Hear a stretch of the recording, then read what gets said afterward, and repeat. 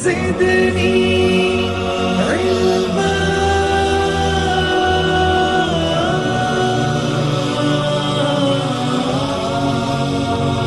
رب زدني علما.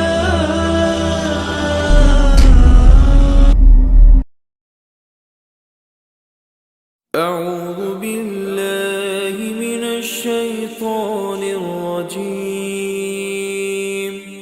بسم الله الرحمن الرحيم. إن الحمد لله نحمده ونستعينه ونستغفره ونؤمن به ونتوكل عليه ونعوذ بالله من شرور أنفسنا ومن سيئات أعمالنا من يهده الله فلا مضل له ومن يضلل فلا هادي له وأشهد أن لا إله إلا الله وحده لا شريك له وأشهد أن محمدا عبده ورسوله.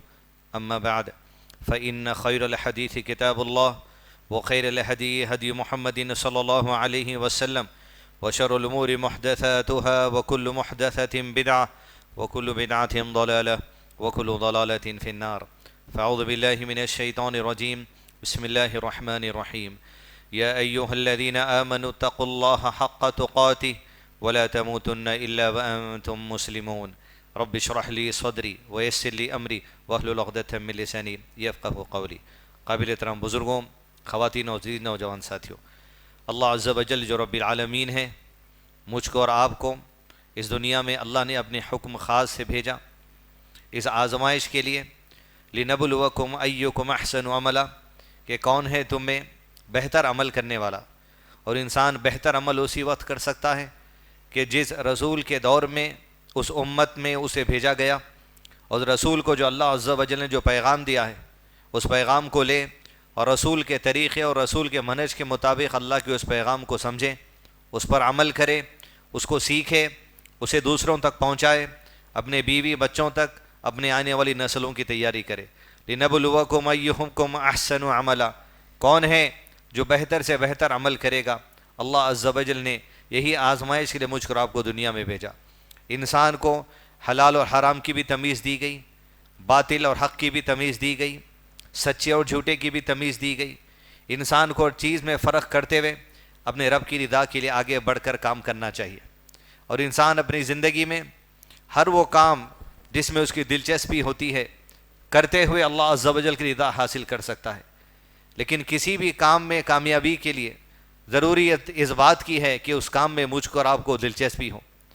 اور کسی بھی کام میں دلچسپی اسی وقت میرے لیے اور آپ کے لیے فائدہ مند ہو سکتی ہے یا کامیاب دلچسپی ہو سکتی ہے کہ جب اس دلچسپی کے ذریعے میں اور آپ اللہ عز و جل کی رضا حاصل کرنا چاہتے ہیں، میں اور آپ اس دلچسپی کے ذریعے اس کام میں کامیابی کے ذریعے اللہ عز و جل کی خوشنودی حاصل کرنا چاہتے ہیں اور اللہ عز و جل کے عذاب سے بچ کر اس کی رحمت کی امید رکھتے ہیں، تبھی ہر کام میں کامیابی ہوگی اور تبھی ہر کام میں جو دلچسپی میری اور آپ کی ہے وہ فائدہ مند ہو جائے گی.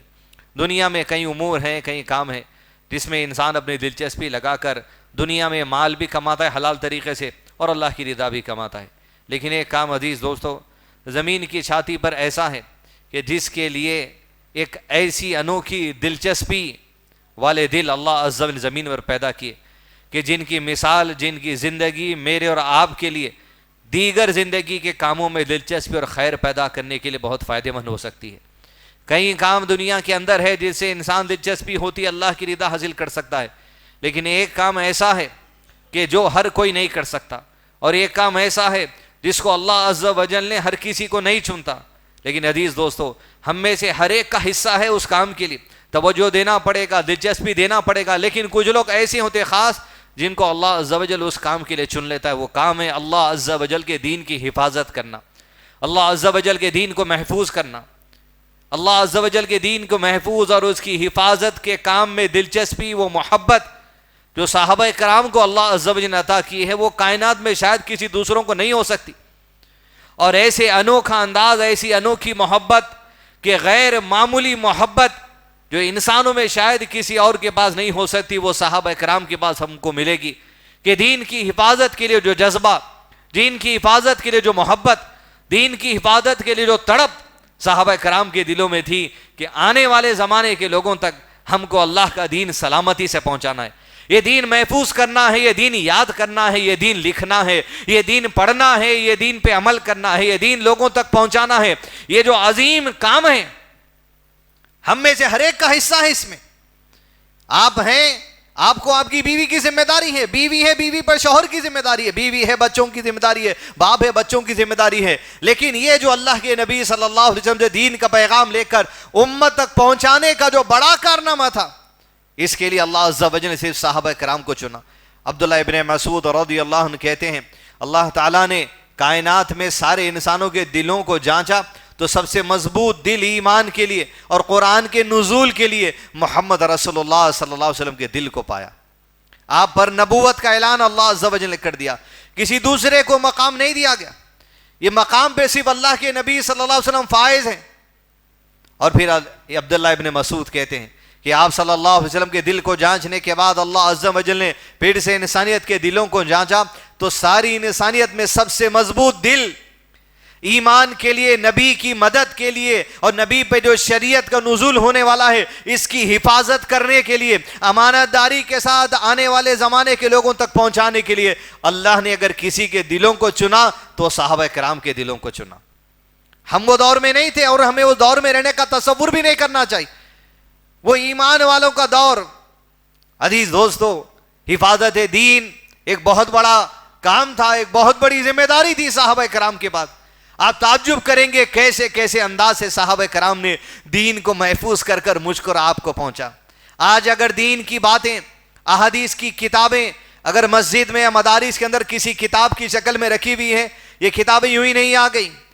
ہم نماز پڑھ رہے ہیں، سجدہ کر رہے ہیں، ہاتھ کیسا ٹیکتے، ایڑی کیسا ملاتے، ہاتھ کیسا باندھنا ہے، کیا پڑھنا ہے، اذکار کتنے پڑھنا ہے، کتنے مرتبہ پڑھنا ہے، کیسے لہن میں پڑھنا ہے، قرآن کیسی تجوید میں پڑھنا ہے، کتنے حرکات کو کھینچنا ہے، یہ سارے دین کے معلومات جو محفوظ ہیں، اس کے لیے بہت بڑا جگر ہونا تھا صحابہ کے پاس، بہت بڑا حوصلہ ہونا تھا، رب کی خاص رحمت ہونا تھا، اور پھر وہ غیر معمولی کارنامے جو صحابہ کرام نے انجام دیے۔ آپ کو تعجب ہوگا کہ انہی کا حق تھا جو لوگ دین کی حفاظت کر سکتے ہیں۔ ان کے چند کارنامے دین کی حفاظت کے لیے عزیز دوست جمعہ کے خطبے میں آپ کے سامنے پیش کیے جائیں گے۔ مقصد کیا ہوگا؟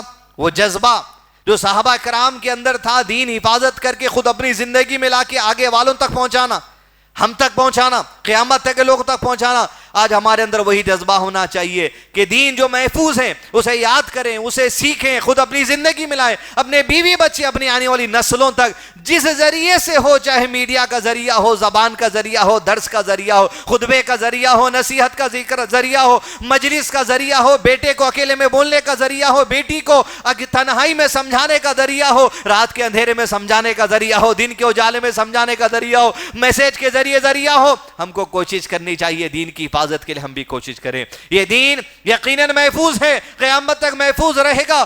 اِنَّا نَحْنُ نَزَّلْنَا الذِّكْرَ وَإِنَّا لَهُ لَحَافِظُونَ، میں نے اس دین کو نازل کیا ہے اور میں ہی اس کی حفاظت کروں گا، یہ اللہ کا جو سا اعلان ہے۔ لیکن عزیز دوستو، حفاظت دین کے لیے اللہ اپنے چند بندوں کو بھی چن لیتا ہے۔ ایسے بندوں کا ذکر انشاءاللہ جمعہ کے سامنے کیا جائے گا۔ ان بندوں کے ذکر کے ذریعے اپنے ایمان کو مضبوط کرتے ہوئے حفاظت دین کی خود اپنے ذات کے لیے کوشش کرے، اپنے بیوی بچے اولاد اور نسلوں کے لیے کوشش کرے۔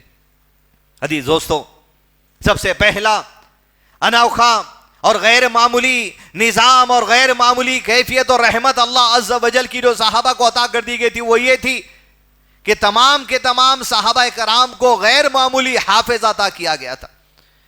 حفظ کرنے میں، یاد کرنے میں عام لوگوں سے ہٹ کے ان کا حافظہ تھا، بہت ہی جید حافظہ۔ آپ تصور کر کے دیکھیں کہ خود اللہ کے نبی صلی اللہ علیہ وسلم کے لیے وہ خاص حافظ عطا کیا گیا تھا کہ جبریل علیہ السلام جب اللہ کے نبی صلی اللہ علیہ وسلم کے بعد جب کسی آیت کو لے کر آتے اللہ عز و جل کی طرف سے نازل کرنے کے لیے، اس وقت تک رک جاتے، صرف پڑھتے چلے نہیں جاتے، اس وقت تک نازل کرنے کے بعد رک جاتے جب تک کہ اللہ کے نبی صلی اللہ علیہ وسلم اس آیت کو یاد نہیں کر لیتے۔ جب آپ یاد کر لیتے، صحابہ کرام کو بلایا جاتا، اکتب، لکھو اس آیت کو۔ صحابہ کرام جو اللہ کے نبی صلی اللہ علیہ وسلم سے سن رہے ہیں، گویا اللہ کے نبی صلی اللہ علیہ وسلم نے یاد کر لیا تھا، گویا لکھا ہوا قرآن نہیں آیا تھا۔ حافظ قرآن سب سے پہلے قرآن مجید کے نبی محمد صلی اللہ علیہ وسلم ہے۔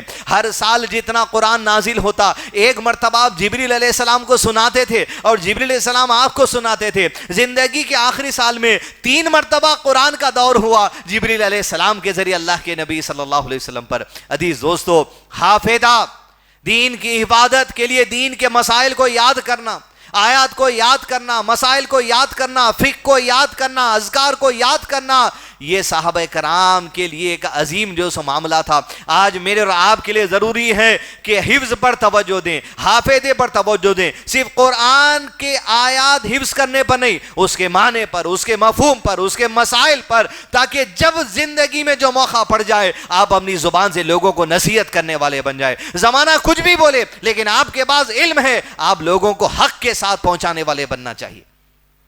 اور صحابہ کرام کہ اللہ کے نبی صلی اللہ علیہ وسلم کی ہر کیفیت جدا ہے صحابہ کرام سے اور سارے عالم کے لوگوں سے، لیکن وہ غیر معمولی مزاج جو صحابہ کرام کے اندر دین کی حفاظت کے لیے۔ عزیز دوستو، اس کی پہلی مثال آپ کو دوں، ابو ہریرہ ہے رضی اللہ عنہ، 6 ہجری میں اسلام کو قبول کیے۔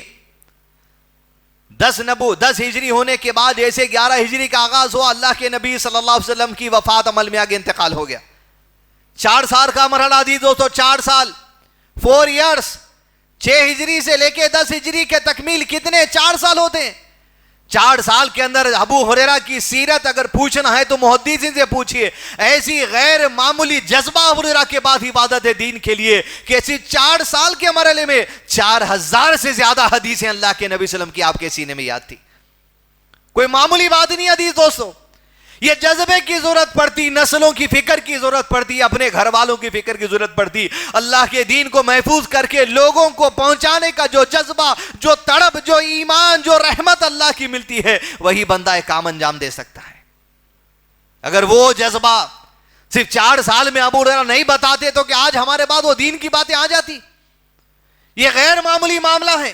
کوشش کریں ابو ہریرہ کی جیسی ہماری اولاد نہ بن سکے یا ہم نہ بن سکے، لیکن کچھ تو کیفیت لائے کہ حفاظت دین کے لیے اگر آج میں اور آپ کوشش نہیں کریں گے اپنے بچوں کو اہل علم سے جوڑنے کی، علماء کرام سے جوڑنے کی، حفاظت دین کے لیے جو اللہ اپنے بندوں کو چنتا ہے، ہم بھی اپنے بچوں کو آگے نہیں بھیجیں گے تو آنے والی نسلوں کو دین کون پہنچائے گا؟ ایسے ہی دین ختم ہوگا۔ قیامت سے پہلے کہ علماء کرام نے کہا کہ اہل علم کو اٹھا لیا جائے گا۔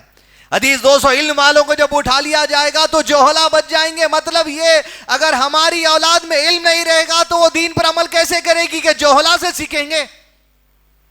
حفاظت دین کے لیے سب سے بڑا اہم کام ہے۔ عزیز دوستو، 9 سال کی عمر میں وداعی ہوتی ہے حضرت عائشہ رضی اللہ عنہ کی، اور جب اللہ کے نبی صلی اللہ علیہ وسلم کی وفات مدینے میں ہوئی تو حضرت عائشہ کی عمر صرف 18 سال تھی، 9 ایئرس کی ایج، صرف 9 سال کی عمر۔ 9 سال میں اتنا بڑا عظیم کارنامہ کہ اللہ کے نبی صلی اللہ علیہ وسلم کے ساتھ جو وقت ملا، جو دین کی بات محسوس کر سکے، امت کے سامنے ایسے رکھے۔ 2000 سے زیادہ حدیث حضرت عائشہ کو یاد تھے۔ یہاں صرف بعد میں حدیث کی کر رہا ہوں عزیز دوستو، وہ غیر معمولی ان کا مزاج، ان کا ایمان، حفاظت دین کا جذبہ جو اللہ نے عطا کیا تھا۔ بات صرف میں حفاظت حدیث کی ہو رہی ہے، حفاظت قرآن کی نہیں کر رہا ہوں، اس وجہ سے کہ جب اللہ کے نبی صلی اللہ علیہ وسلم پر مکمل قرآن مجید نازل ہو گیا اور آپ صلی اللہ علیہ وسلم کی وفات ہو گئی، آپ کو یہ بات سن کر تعجب ہوگا، لیکن معجزہ ہے اللہ عز و جل کا کہ قرآن یقیناً لکھ لیا گیا تھا، پتے پر تھا، چمڑے پر تھا، لکڑی پر تھا، ناٹوں پر تھا، جو میسر تھی انک اس زمانے کی اس پر لکھ لیا گیا۔ لیکن جیسے آج ہمارے پاس قرآن ایک جگہ سورہ فاتحہ سے سورہ ناس تک ہے، صحابہ کے زمانے میں ایک جگہ کمپائل نہیں تھا۔ نبی صلی اللہ علیہ وسلم کی وفات کے فوری بعد یہ قرآن مجید کمپائل نہیں تھا، ایک جگہ ایک نسخہ بھی موجود نہیں تھا۔ آپ تعجب کریں گے، تصور کر کے دیکھیے کیا صحابہ کرام اپنی نمازوں میں قرآن نہیں پڑھتے تھے؟ کیا رمضان میں قرآن مجید کا بڑا حصہ نہیں پڑھا جاتا تھا؟ سورہ بقرہ اللہ کے نبی صلی اللہ علیہ وسلم رات کی نمازوں میں پڑھتے تھے، یہ غیر معمولی حفاظت دین کا جذبہ صحابہ کرام کے اندر تھا۔ دوستو اب تک آپ کو یہ بتایا گیا تھا کہ حفاظت حدیث کے لیے کسی نے 4000 حدیثیں یاد کی، کسی نے 2000 حدیثیں یاد کی، لیکن حدیث دوستو جب قرآن مجید کا ایک نسخہ بھی اللہ کے نبی صلی اللہ علیہ وسلم کی وفات کے موجود تھا، یہ بات واضح ہے کہ اکثر صحابہ کرام کے مرد اور اکثر صحابہ کرام کی عورتیں پورے کے پورے حافظ قرآن تھے، سب کو قرآن یاد تھا، اس وجہ سے نسخے کے محتاج نہیں تھے۔ آج اگر مجھ کو اور آپ کو قرآن مجید پڑھنا ہے تو قرآن اٹھا کر پڑھنا پڑے گا، لیکن صحابہ کرام جب قرآن پڑھتے تھے تو حافظ قرآن تھے، وہ بھی ایسے کہ دیکھنے کی ضرورت نہیں پڑتی تھی۔ اس درجے کی حفاظت دین کا جذبہ اور محبت اور اخلاص اور خاص رحمت اللہ تعالیٰ نے صحابہ کرام کو عطا کی تھی۔ حدیث دوستو یاد کرنا تاکہ امت تک پہنچانا، یاد کرنا تاکہ ہماری عبادتوں میں، ہمارے اذکار میں وہ جو عبادت کے طریقہ کار اللہ تعالیٰ نے بتائے ہیں وہ ہو، اور یاد کرنا تاکہ وقت پڑھنے پر لوگوں کو آپ مسائل بتا سکیں۔ اس کا مطلب یہ نہیں کہ کتابوں کو چھوڑ دو، نہیں، خاص معاملہ حفاظت دین میں صحابہ کرام کا یہ بھی تھا، اکتب، لکھنے کا حکم دیا گیا تھا، ہر چیز لکھتے تھے، ہر چیز لکھتے تھے، ہر چیز لکھتے تھے۔ اللہ کے نبی صلی اللہ علیہ وسلم نے کہا ابو ہریرہ سے، لکھتا چلا جا، لوگوں کے کہنے سے لکھنا مت چھوڑ دے، لکھتا چلا جا۔ ابو ہریرہ، اس ذات کی قسم ہے جس نے حق کے ساتھ مجھے رسول بنا کر بھیجا ہے، محمد کی زبان سے صلی اللہ علیہ وسلم سچ کے سوا کچھ نہیں نکلتا، لکھتا چلا جا۔ صحابہ کرام کے پاس کتابیں تھیں احادیث کی، نسخے تھے احادیث کے، وہ لکھتے لکھتے یاد کر لیتے تھے۔ اور قرآن کو کیسے یاد کرتے تھے؟ قرآن کو جب اکتب لکھنے کے لیے کچھ لوگوں کو کہا جاتا وہ لکھ لیتے تھے، لکھتے لکھتے یاد کر لیتے تھے، یاد کرنے والا دوسرے کو یاد دلاتا تھا، چلتے پھرتے صحابہ کرام یاد کر لیتے تھے۔ تصور کر کے دیکھیں، حضرت عائشہ رضی اللہ عنہا کہتی میں پنگوڑے میں کھیل رہی تھی، شادی سے پہلے کی بات ہے، غالباً 6-7 سال کی عمر کی بات ہے، میں پنگوڑے میں جھولے میں کھیل رہی تھی، مجھے پتا چلا فلاں سورت کی آیت نازل ہو گئی، لوگ وہ آیت پڑھ رہے تھے، میں سن کر آیت یاد کر لی تھی جھولتے جھولتے۔ اللہ اکبر! یہ غیر معمولی حفاظت دین کا جذبہ جو عام انسان کے بس کے باہر ہے۔ حدیث دوستو آج بٹھانا پڑتا ہے، 1 گھنٹہ پڑھانا پڑتا، 4 گھنٹے پڑھانا پڑتا، ریویژن کروانا پڑتا، ارے کھیلتے کھیلتے یاد کرنے والے لوگوں کا نام ہے صحابہ کرام۔ یہ رحمت ہے اللہ جل کی خاص ان کے لیے۔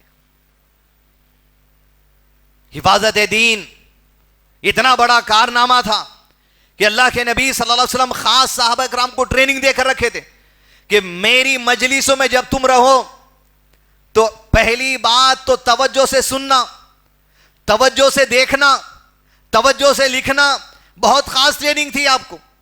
سننے کا معاملہ تو یہ تھا صحابہ کرام کے جب اللہ کے نبی صلی اللہ علیہ وسلم ان کے سامنے کسی بات کی تعلیم دیتے، ایسے بیٹھ جاتے تھے توجہ سے، گویا سروں پہ پرندے رکھ کر بیٹھے ہیں جنہیں اڑنے دینا نہیں ہے۔ پرندہ اگر وہاں پر آپ یہاں سے چلے جائیں گے اڑ جائیں گا، لیکن پرندوں کو اپنے سر پہ لے کر بیٹھنا اور حرکت نہیں کرنا تاکہ وہ اڑنا نہیں، اس مزاج کے ساتھ خطبہ سنتے بیٹھنے کی ان کے اندر کیفیت تھی۔ وہ کیفیت جو سننے کی تھی، تصور کر کے دیکھیں آپ، صرف بیٹھنا نہیں، بیٹھنے کے ساتھ ساتھ سننے میں بھی تمہاری توجہ ایسی ہو جانا، منڈی ادھر سے ادھر نہیں، چہرہ ادھر سے ادھر نہیں، آنکھ ادھر سے ادھر نہیں، ہاتھوں کی حرکت نہیں، توجہ ہو جاؤ بس۔ حفاظت دین کے لیے تمہیں بٹھایا گیا زمانے کے آخر تک کے لیے، دین کی حفاظت، اور ایسی ٹریننگ انہیں دی گئی تھی۔ میری کوئی حرکت تمہیں کسی مجلس میں الگ دکھے جو نہیں ہونا تھا، فوری سوال کر کے پوچھ لینا کہ نوٹ کر لینا دین کی کچھ خاص بات ہے کیا۔ حدیث میں اللہ کے نبی صلی اللہ علیہ وسلم صحابہ کرام کی مجلس میں بیٹھے تھے، ایک حدیث سنا رہے تھے، کس موقع کی؟ کہ وہ آدمی جو جنت میں سب سے آخر میں داخل ہوگا، وہ حدیث سنا رہے تھے کہ اللہ تعالیٰ نے آپ کو علم دیا تھا یہ آخری جنتی ہوگا، اسے جہنم سے نکالا جائے گا اور اللہ تعالیٰ اس کے شکر گزار ہوگا، وہ اللہ تعالیٰ سے کہے گا کہ اللہ تعالیٰ مجھے اس درخت کے نیچے بھیج دیجئے جس کی چھاؤں ہے اور پانی ہے، میں پانی پی لوں گا۔ وہ اللہ سے وعدہ کیا تھا جہنم سے نکال دینے کے بعد کچھ نہیں مانگوں گا، اللہ تعالیٰ اس سے پوچھتے ہیں تو نے ایک وعدہ کیا تھا کچھ نہیں مانگے گا، پھر کہہ رہا ہے، وہ کہے گا اللہ عز و جل تیری عظمت کی قسم ہے وہاں بھیج دے، کچھ نہیں مانگوں گا۔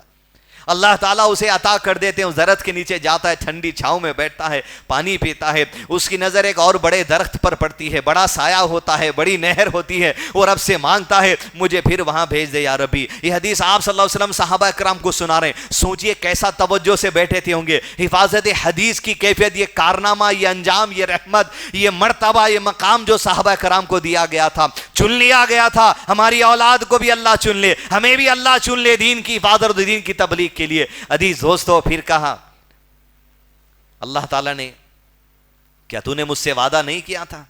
کہا یا ربی تیری عظمت کی قسم اس کے بعد کچھ نہیں مانگوں گا.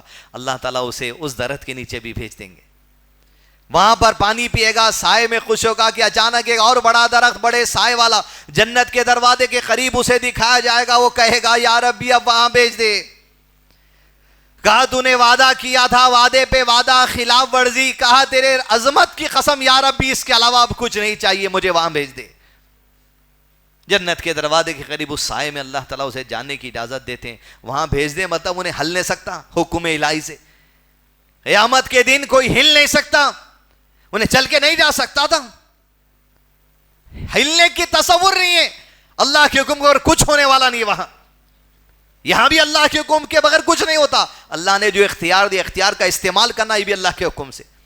اللہ تعالیٰ اسے درخت کے پاس بھیجیں گے. اب جب درخت کے پاس جائے گا تو جنتیوں کی آوازیں جنت کے اندر سے آنے لگیں گی. وہ کہے گا یا ربی اب کیا باقی رہ گیا, بس اندر روانہ کر دیں. اللہ عز و جل اس بندے سے کہیں گے, حدیث سنا رہے ہیں اللہ کے نبی صلی اللہ علیہ وسلم, حفاظت دین, حرکت نہیں ہو رہی, حدیث چل رہی, کیا بات ہے, توجہ سے سن رہی, لیکن ایک سوال کرتے اللہ کے نبی صلی اللہ علیہ وسلم, حفاظت دین کیسے سکھایا گیا, تصور کر کے دیکھیں. وہ بندے سے اللہ عز و جل کہتے ہیں کیا چاہتا ہے تو, کیا تو یہ چاہتا ہے میں دنیا اور اس جیسی ایک اور دنیا تجھے دے دوں؟ وہ بندہ کہتا ہے یا ربی کیا مجھ سے مذاق کر رہے ہیں؟ حدیث کا جملہ کہہ کر اللہ کے نبی صلی اللہ علیہ وسلم صحابہ کرام کے سامنے مسکرا دیتے ہیں. درس چل رہا, حدیث چل رہی, بات چل رہی, لیکن مسکرا دیتے. ایک نئی حرکت کہ حدیث سناتے سناتے آپ مسکرا دی اللہ کے نبی صلی اللہ علیہ وسلم. صحابہ سے پوچھتے ہیں کیا پوچھو گے نہیں, کیا پوچھو گے نہیں میں کیوں مسکراتا ہوں؟ یہ ٹریننگ حدیث دوستو, میں کیوں مسکرا رہا ہوں یہ بھی پوچھو, میں کیوں خاموش ہوتا ہوں یہ بھی پوچھو, میں کیوں یہ حرکت کرتا ہوں یہ بھی پوچھو. تم حفاظت دین کے لیے چنے گو, بہت عجیب کارنامہ ہے. میری مسکراہٹوں میں پیغام ہے, میری آنسوؤں میں پیغام ہے, میری خاموشی میں پیغام ہے, میری تلاوت میں پیغام ہے, میرے سجدے میں پیغام ہے. حفاظت کرو دین کی, پہنچاؤ لوگوں تک. وہ پوچھتے ہیں یا رسول اللہ صلی اللہ علیہ وسلم آپ کیوں مسکرا رہے ہیں؟ کہا جب بندہ یہ کہتا ہے کہ یا ربی کیا تو مجھ سے مذاق کر رہا ہے, تو اللہ اس بندے کی جو آخری جنتی رہے گا اور آخری جہنمی رہے گا جو نکالا جائے گا, اس کلام کو سن کر اللہ مسکرا دے گا. اس لیے محمد مسکرا رہا ہے صلی اللہ علیہ وسلم. خالی سوال پہ دیکھیں کون سی بات نکلی, صفت الہی. رب کی صفتوں میں سے ایک صفت یہ ہے کہ اللہ مسکراتا ہے. لیس کمثلہ شیء, ایسے نہیں جیسے ہمارا مسکرانا ہے. اس کا مسکرانا اس کی شان اور عظمت کے لائق ہے. صرف ایک سوال, حفاظت دین, رب کی صفت معلوم ہوئی, صرف اس سوال سے پوچھتے نہیں میں کیوں مسکرا رہا ہوں. سوال کیا, رب کی صفت بیان کی گئی, اللہ بھی مسکراتا ہے. عزیز دوستو, یہ حفاظت دین. اب تو معاملہ یہ ہو گیا کہ حفاظت دین کے لیے اس جذبے, اس مرتبے, اس رحمت خاص عطا کر دی گئی اب صحابہ کرام کو کہ اب تو اپنی نیندوں میں بھی دین کی حفاظت کی تڑپ ان کے سینوں کے اندر آ گئی. اب تصور کریں گے حدیث سن کر, حدیث دوستو, نیند میں دین کی حفاظت کرنے والے صحابہ کرام. کوئی نیند سے اٹھا کر آپ کو پوچھ لیں گے کل نیند میں کیا حرکت کی, ہم جواب نہیں دے سکتے. کسی چیز کے بارے میں آپ پوچھ لیں گے, اچانک نیند میں سے کوئی آپ کو اٹھا کر چابی کہاں رکھے گاڑی کی, چابی کہاں رکھے گھر کی, آپ جواب دینے سے قاصر ہو جاتے کچھ دیر کے لیے. لیکن تصور کریے ان کا ہوش, ان کا جذبہ, حفاظت دین کی کیفیت, وہ اللہ کی کیا خاص رحمت ہو گئی. اما عائشہ رضی اللہ عنہا, نیند میں دین کی حفاظت. جب ہم سجدے میں جاتے, حدیث دوستو, سجدے میں جاتے ہیں تو پیچھے کی ایڑیاں ایک ایڑی سے دوسری ایڑی ملا لیتے اور پیر کے جو پنجے ہیں وہ قبلے کی طرف رخ کر لیتے اور سجدے میں چلے جاتے. آپ تصور کریے یہ جو ایڑیوں کا ملانا ہے, یہ جو اللہ کے نبی صلی اللہ علیہ وسلم کی سنت ہے کہ دو ایڑیوں کو ملایا جائے سجدے میں جاتے وقت میں, آپ تصور کر کے دیکھیں عزیز دوستو, یہ غیر معمولی کارنامہ حضرت عائشہ کا یہ ہے, حالت نیند میں سنت کو امت کے سامنے پیش کرے. اللہ اکبر. نیند میں پتا چلا, کہتی ہم عائشہ رضی اللہ عنہ, میں اپنے حجرے میں سو رہی تھی کہ اللہ کے رسول صلی اللہ علیہ وسلم رات کی نماز کے لیے اٹھے اور آپ صلی اللہ علیہ وسلم سجدے کی حالت میں چلے گئے. میں نیند کی حالت میں کروٹ لی, اس وقت میں کروٹ لی کہ جب آپ صلی اللہ علیہ وسلم سجدے کی حالت میں تھے. جب کروٹ لی تو میرا ایک ہاتھ نیند میں اللہ کے نبی صلی اللہ علیہ وسلم کی ایڑیوں پر پڑ گیا جو سجدے کی حالت میں تھے. تب میرا ہاتھ جب ایڑیوں پر پڑا تو میرا ہاتھ ایڑیوں پر ہی ٹک گیا. اتنی حدیث سے علماء استدلال کر کے بولے اگر دو ایڑیوں کے درمیان اگر گیپ ہوتا تو ہاتھ نیچے گر جاتا تھا, ایڑیاں ملی بھی تیسری ہاتھ وہیں پر ٹک گیا. یہ حالت نیند میں حضرت عائشہ نے حدیث بیان کی. نیند میں یہ کیفیت تھی. صبح اٹھ کر علماء نے کہا یہ حضرت عائشہ کی جو حدیث ہے جو نیند میں آپ نے محسوس کیا اپنے ہاتھ کو, اس سے واضح ہے کہ انسان جب سجدہ کرے گا دو ایڑیاں ملا کر رکھے گا. یہ حفاظت دی ندی دوستوں. نبی صلی اللہ علیہ وسلم کی ایڑی پہ نیند میں ہاتھ پڑ جانا بھول جا سکتے تھے. کیا بات بیان کرنے کی ہے, کیا بیان کرنے کی بات ہے, ارے بیان کرنے ہی کی بات ہے. تو آپ سوچئے تصور, نیند میں بھی اتنا ہوش ہوتا کہ نبی کی ایک سنت ملی حالت نیند میں بھی لوگوں تک پہنچا ہو. یہ جذبہ, یہ حفاظت دین ہے. یہ غیر معمولی لوگ جو اتنی امانت داری کے ساتھ امت تک پہنچاتے رہے, آج ہماری ایڑی سے ایڑی ملانا اجر مل رہا تو اس کا اجر یقیناً حضرت عائشہ کو بھی ملتا ہے جس نے حدیث ہمارے سامنے بیان کی. حدیث دوستو یہ حفاظت دین ہے. یہ حدیث میں آپ تک پہنچاؤں, آپ عمل کریں گے, وہ آپ کا عمل آپ کے ساتھ, آپ کا اجر آپ کے ساتھ مجھے بھی ملے گا. یہاں تک کہ سلسلہ حضرت عائشہ تک چلے. امام بخاری بھی بیچ میں شامل ہے, محدثین بھی بیچ میں شامل ہے, سینکڑوں علماء بیچ میں شامل ہے, حفاظت کرنے والے شامل ہے. چلا اجر بس. عزیز دوستو نیند تو نیند, حفاظت دین کی ان کی کیفیت یہ ہے خوابوں میں بھی دین کو محفوظ کرتے تھے. خواب میں دین کو محفوظ کرنا اللہ کی خاص رحمت. چن لیا گیا یہ لوگوں کو. رات کے خواب کو آپ صبح بیان نہیں کر سکتے برابر. ہمارا میمورائزیشن پاور یا ہماری خود اپنی سچائی پر ہم کو بھروسہ نہیں, ہم کیا دیکھ لیے, ہم کیا سن لیے, وہم میں تھے, گمان میں تھے, خواب تھا. آپ پورا خواب منون بیان کر سکتے نہیں کر سکتے. یہ حفاظت دین کے لیے اسی لیے انہیں چنا گیا, ان کے دلوں کو تیار کیا گیا اللہ کی طرف سے. مدینے میں جب ہجرت کر کے تمام صحابہ کرام آئے, مسجد نبی کی تعمیر کر لی گئی اور لوگوں کو 5 وقت کی نماز کے لیے بلانے کا اعلان کیا جا رہا تھا. مشورہ کیا گیا کہ 5 وقت کے لیے لوگوں کو جب نماز کے لیے بلایا جائے گا فجر سے لے کے شام تک تو کیا کریں گے. تو کسی نے کہا بڑی آگ جلائیں گے, شعلے دیکھ کر لوگ آئیں گے. کسی نے کہا کہ بھونپو ماریں گے. کسی نے کچھ مشورہ دیا. صحابی رسول صلی اللہ علیہ وسلم سو رہے تھے اپنے گھر میں, یہ مشورہ ہو گیا, سو رہے تھے اپنے گھر میں. خواب اللہ عز و جل نے کہا خواب سے دین کیسے ملا دی دو کو دیکھیے. یہ خواب ہر دن 5 مرتبہ آپ کے کانوں میں گونجتے رہتا. کہا اللہ کے رسول صلی اللہ علیہ وسلم کے صحابی نے, میں سو رہا تھا, یہ مشورے کے کچھ بعد میں نے خواب میں دیکھا کہ میں بازار میں گیا ہوں کچھ چیز خریداری کے لیے اور میں نے بھونپو دیکھا, یعنی پھونک مارے تو آواز آتی اس میں سے. میں نے دکاندار سے خواب میں پوچھا یہ بھونپو مجھے دے دیں, کتنے کی قیمت ہے. خواب میں دکاندار نے پوچھا بھونپو لے کر کیا کرے گا. انہوں نے خواب میں جواب دیا, تصوری بات ہے, رحمت الہی ہے. انہوں نے کہا یہ بھونپو لے کر جب نماز کا وقت ہوگا تو پھونک ماروں گا, لوگ آواز سن کے نماز کے لیے آئیں گے. وہ دکاندار کہتا ہے ارے نماز کے لیے بھونپو کیوں مارتا ہے, جب نماز کا وقت ہو جائے یہ پڑھ اللہ اکبر اللہ اکبر اللہ اکبر اللہ اکبر اشہد ان لا الہ الا اللہ اشہد ان لا الہ الا اللہ اشہد ان محمد رسول اللہ صلی اللہ علیہ وسلم حی علی الصلاۃ، اور پوری اذان سنائی. کل رات میں کیا خواب ہے آپ جمعہ کے بعد آ کے میرے کو سنائیے. پورے اللہ اکبر سے لے کے لا الہ الا اللہ کے کلمات، اتنا ہوش میں رہنا.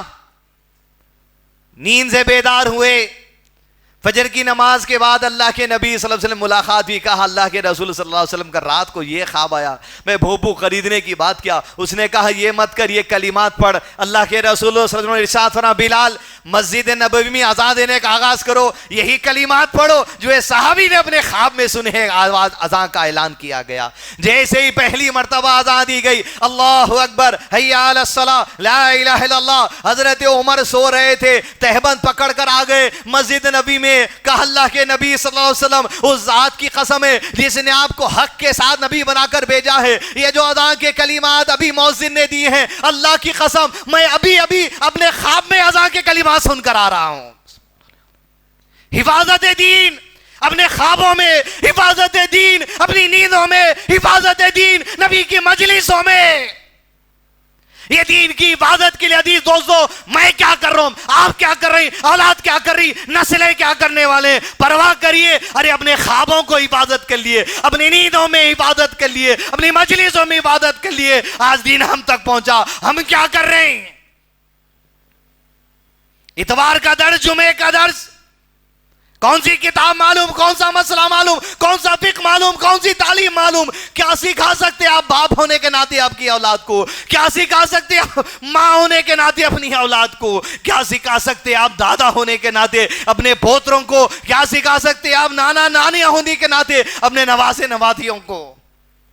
ارے وہ فکر، وہ جذبہ حفاظت دین کے لیے. عزیز دوستو آج دین ہماری زندگیوں میں محفوظ نہیں ہے، لیکن اللہ کا دین ہمیشہ محفوظ رہے گا ان کتابوں میں. اور اس دین کو محفوظ کرنے کے لیے عزیز دوستو آج ہم مسجد میں نماز پڑھیں گے، 10 طریقے سے نماز پڑھنے والے لوگ ہیں، تو کیا اس کا مطلب یہ ہے کہ دین محفوظ نہیں ہے؟ دین محفوظ ہے. تم محفوظ نہیں کرنا چاہتے اپنے سینوں میں، اپنی زندگیوں میں، اپنے اعمال کے لیے.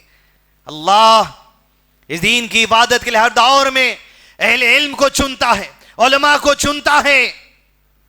دنیا عمل کرے نہ کرے واللہ متم نوری، یہ نور غالب رہے گا. انا نحن نزلنا ذکر وانا له الحافظون، ہم نے اس دین کو نازل کیا اور ہم اس کی عبادت کرنے والے. عبادت کے لیے اہل علم کو چنتا ہے، علماء کو چنتا ہے، ہر دور میں چنتا ہے. ہمارے دور میں جو بڑے بڑے کبار، شیخ بن باز رحمہ اللہ، شیخ عثیمین رحمہ اللہ، امام ابن تیمیہ رحمہ اللہ، بڑے بڑے کبار علماء کرام گزرے عزیز دوستو دین کی عبادت میں. شیخ البانی ہے، بڑے بڑے ہیں.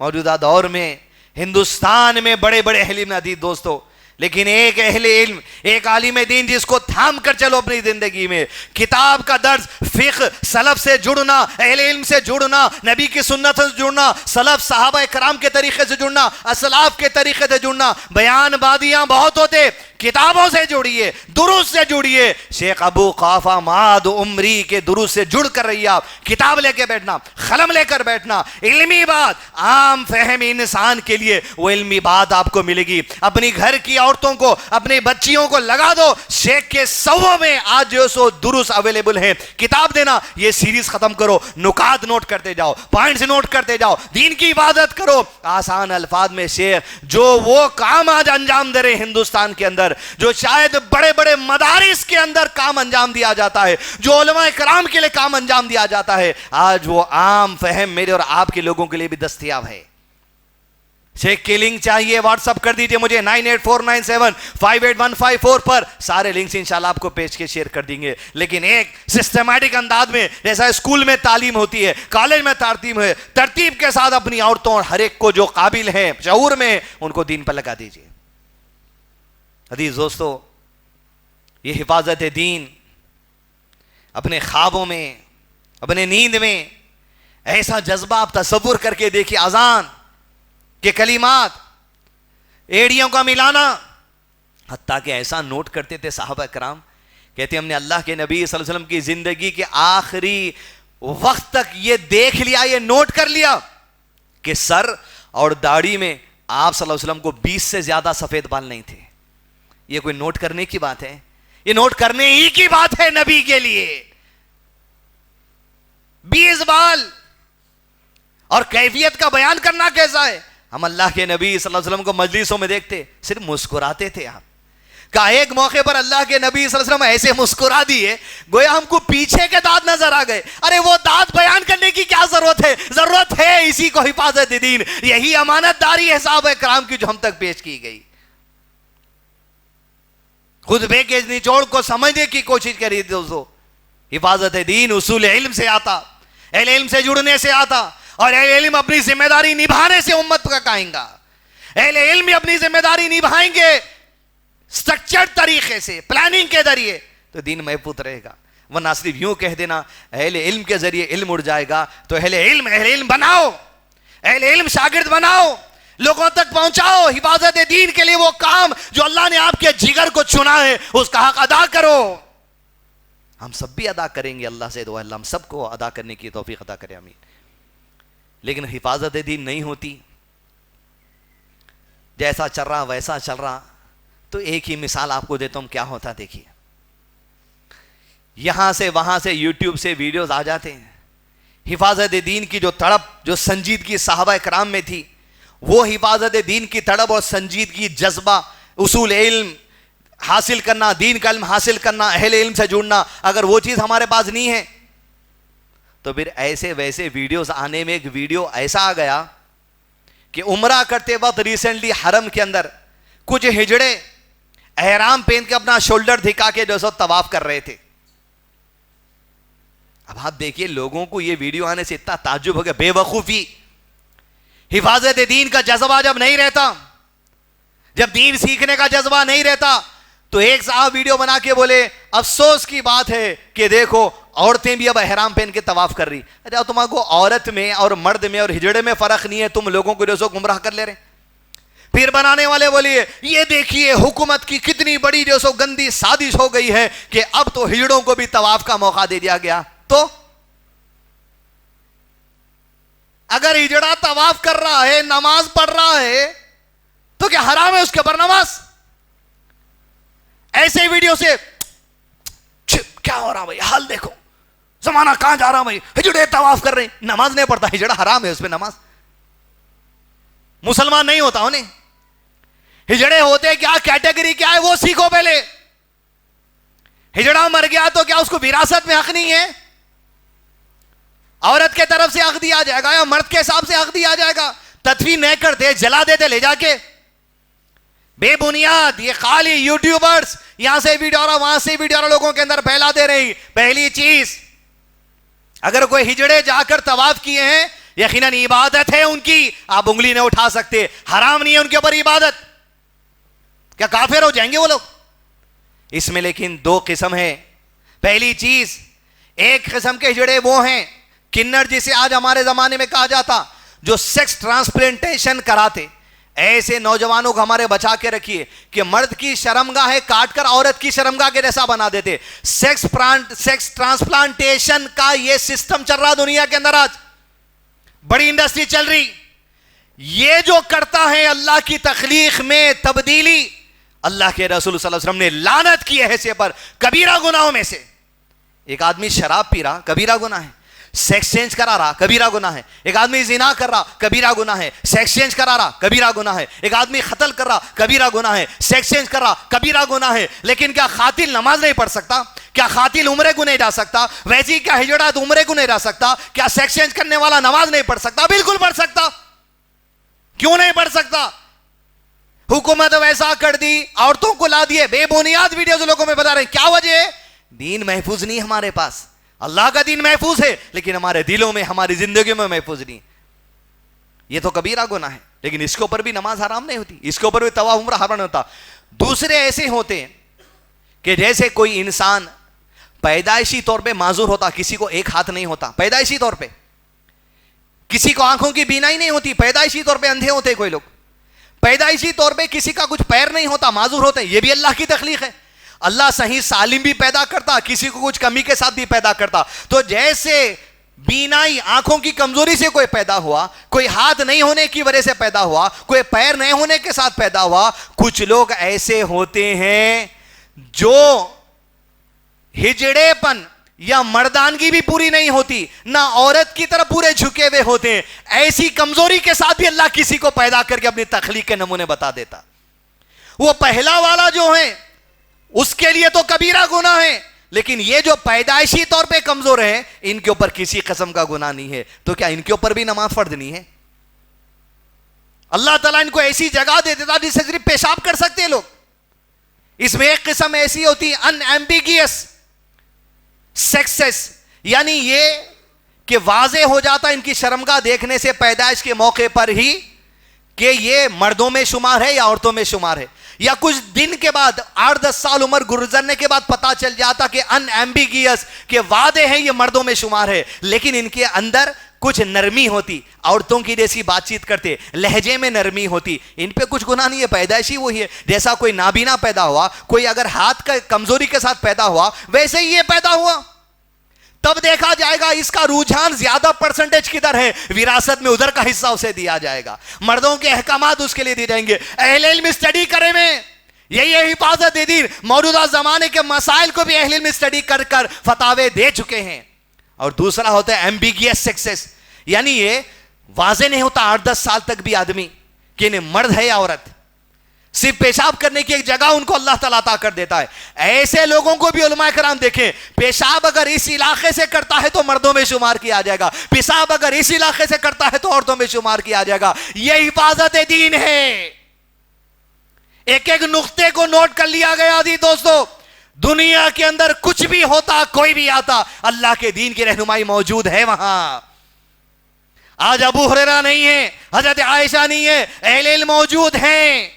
امام ابن تیمیہ مسائل حل کر گئے, ابن باز مسائل حل کر گئے, ابن عثیمین مسائل حل کر گئے. موجودہ زمانے میں فقیہ ہیں, محدثین ہیں.